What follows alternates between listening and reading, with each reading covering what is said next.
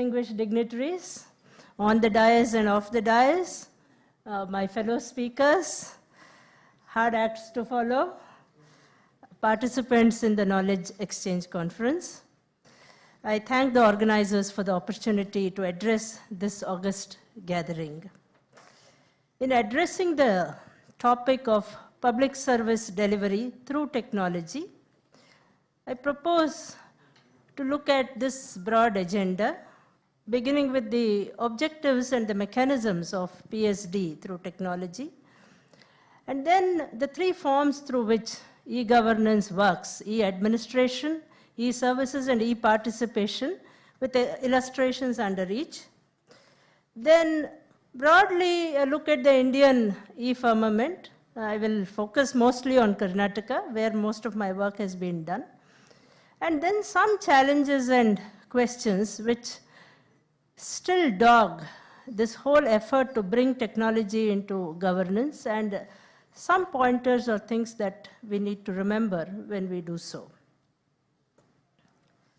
Across successive governments, India has emerged as a pioneer, and I agree with you here, as a pioneer in building digital tools to improve program governance at both the center and the state levels, the national levels.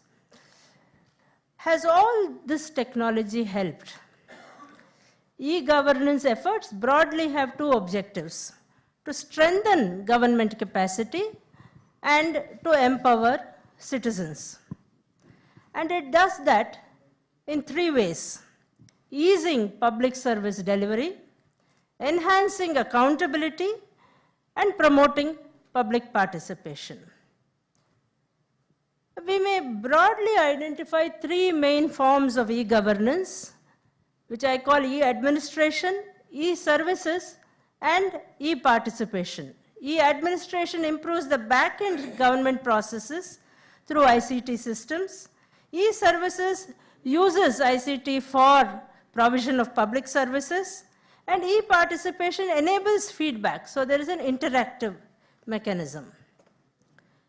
Now, e-administration is a descriptor of government initiatives that are intended to improve its own internal functioning.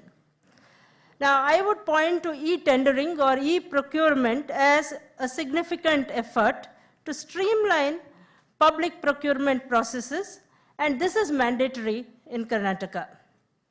As a unified platform for all government departments, e-procurement handles end-to-end procurement process in an online environment, and this has been initiated in the year 2003 by a Karnataka cabinet decision, and it now has over 20,000 users, 200 odd government departments and organizations, over 67,000 vendors, and 35 foreign bidders. E-procurement handled over 3.3 lakh tenders valued at 3.5 lakh crores since its inception. As it holds several advantages for procurers and bidders, it has gained broad acceptability. It is also considered an important initiative to reduce corruption, avoid delay, and improve administrative efficiency. E-procurement enhances transparency and accountability of government processes, promotes competitive market-driven bidding, enables ease of access to the contractor community, provides a common environment for all types of tenders, and creates infrastructure for effective implementation of procurement policies. Now, moving on to e-services. This has found important applications in Karnataka's public distribution system. The Ahara means food in Kannada. Ahara.nic.in portal is a transparent and open database of the entire PDS system, which services over 1 crore of below poverty line beneficiaries from priority households. Further, SMS messages are effectively harnessed for user convenience and information dissemination. Almost all information, such as ration card status, ration card allotment, ration shop allotment, can be obtained through SMS. Since August 2015, every ration card holder receives a monthly message which provides her PDS allotment for the month as well as the amount that she is required to pay. This micro initiative, as I call it, has addressed the twin problems of undersupply and overpricing simultaneously.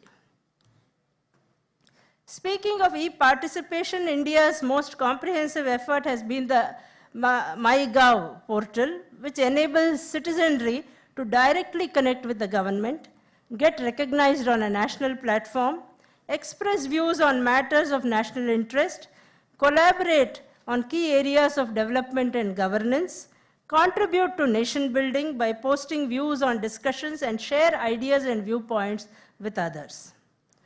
Now let us move from specific initiatives to take a bird's eye view of the Indian e-firmament. We see three broad trends. One, the critical role of government in creating a conducive ecosystem for e-governance. Two, the platform that this has created for the emergence of micro-targeted innovations in the private startup sector. And three, the move from electronic to a more citizen-friendly mobile governance. The state's main role, in my view, is not so much to be a player in the e-gov space as an enabler. So I have detailed here some initiatives in Karnataka that have created this enabling climate: Innovative Karnataka, iCare, eSugam, K-Swan, SecLAN, which connects the entire secretariat in one LAN, the Sachivalaya Vahini, the Karnataka Resident Data Hub, and lastly the e-office, which is an innovation which we are now trying out in the state. A similar ecosystem in the sectoral level has been created by the Food and Civil Supplies Department in the Government of Karnataka, jointly with the Government of India. This includes the establishment of electronic infrastructure for 200 odd offices and 300 odd PDS, public distribution system wholesale points, that have been computerized and interlinked to a central server maintained by the NIC.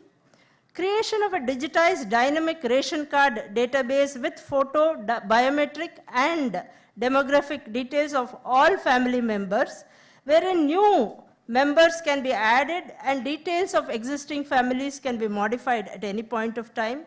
Setting up the transparency portal with comprehensive information on all details of public distribution system. A third recent trend that we see is the graduation to the next level of the evolutionary process of e-governance. Mobile One, by offering citizen services on mobile, overcomes the limitations of e-access. It is India's first and the world's largest multi-mode mobile governance platform with a multitude of paid and free services: push, pull, payment, and data capture. Working on the principle of anytime, anywhere, anyhow, it ensures availability of G2C, B2C, and G2B services 24/7/365 days at any location in India on any mobile device. Mobile One is thus a unified mobile platform for delivery of citizen services of both information of both the government and the private sector through an open platform, and it can accept any service, and therefore it is future-proof. As a platform integrated across all telecom operators, it works on the concept of delivering its services through the one URL, one shortcode, and one app concept, so that the citizen can avail all the services under one access point. As of now, 50 plus departments and 650 services, which include public utilities payment, payment of taxes, have all come under the Mobile One platform. Now, an e-friendly ecosystem, the creation of which is the major responsibility of the government, encourages green shoots of social entrepreneurship using e-applications. Among the innovations by non-state actors, we may mention Trinetra, which is used in medicine for diagnosis of visual health, CardioTrack for cardiac analysis, and NanoPix, which is largely used in agriculture. All these reach those parts of Karnataka where larger technology companies have so far failed or hesitated to reach. However, in the midst of all this hyperactivity and self-congratulation, some questions worry me. I would place them before you as food for thought. Should reform, especially technologically sophisticated reform, be mandated, or should it be allowed to evolve gradually? As of now, e-governance execution progresses more by fiat than by acceptance and training.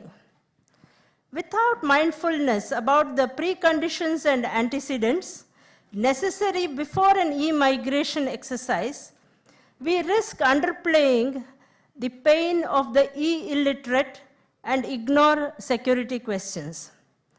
As the focus is disproportionately more on e-services and e-administration rather than e-participation, inequities become pervasive if e-islands exist in a laggard ecosystem.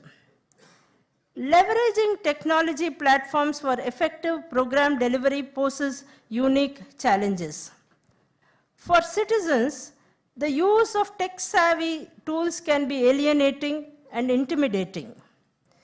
Using technology requires learning new ways to make demands and to withdraw benefits, and new norms and modes of local behavior. Tech optimists suggest that problems faced by local governments and citizens in using technology, which manifest in reports of delays and exclusion due to poor infrastructure and connectivity, are teething pains, side effects of the transition to digital ways of interacting with the government. Others fear that the side effect could become the outcome, seeing the rapid deployment of new technologies as attacks on past improvements in delivery and giving rise to new forms of corruption.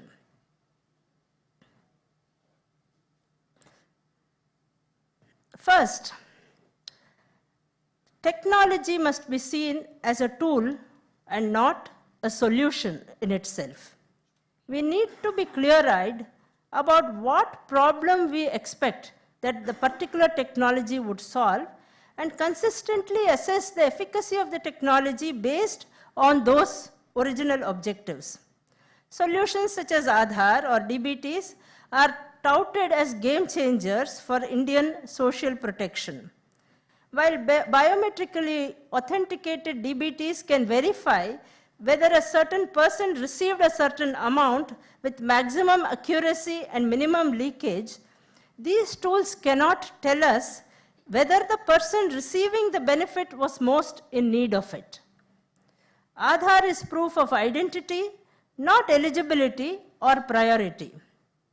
While biometrically authenticated DBTs can verify if a certain person received it, it cannot actually decide whether he was most in need of it.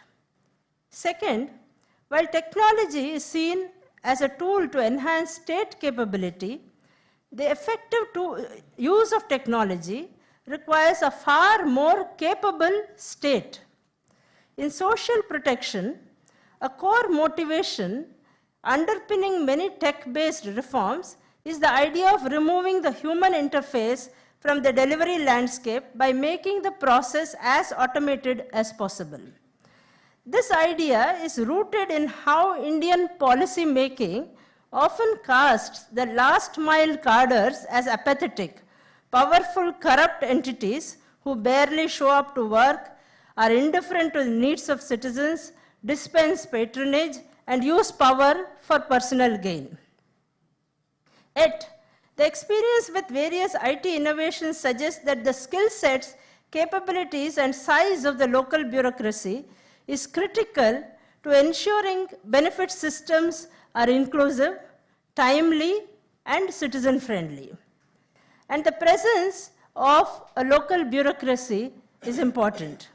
You can talk to a village accountant. He is part of the rural landscape. To have him there means a lot. You can complain to him and you can complain about him. You can't complain to a computer nor complain about it. Third, policymakers need to be mindful of the new power asymmetries created by the use of technology. Programmers, government IT agencies, and system developers are increasingly powerful in the new tech-savvy welfare state. At the same time, the very language, nature, and production of technology makes it opaque and distant from ordinary citizens, and thus less tractable to local politics and activism. Thus, it is critical that governments invest in methods to balance these asymmetries. I would therefore recommend some precaution in e-implementation of all kinds, not just governance alone. ICT is a tool of good governance. It is not an end in itself. It is important to realize that citizen satisfaction and welfare is affected not by ICT alone, but a combination of technology, organizational reform, and social processes. All sustainable initiatives require a holistic approach to transform the ecosystem. Standalone is not sustainable. Technology interventions are a convenience, not an ideology. And finally, value is generated not by technology, but the way it is applied in a given context, and this requires patience and humility in implementation. Thank you, Chairman, and thank you all very much.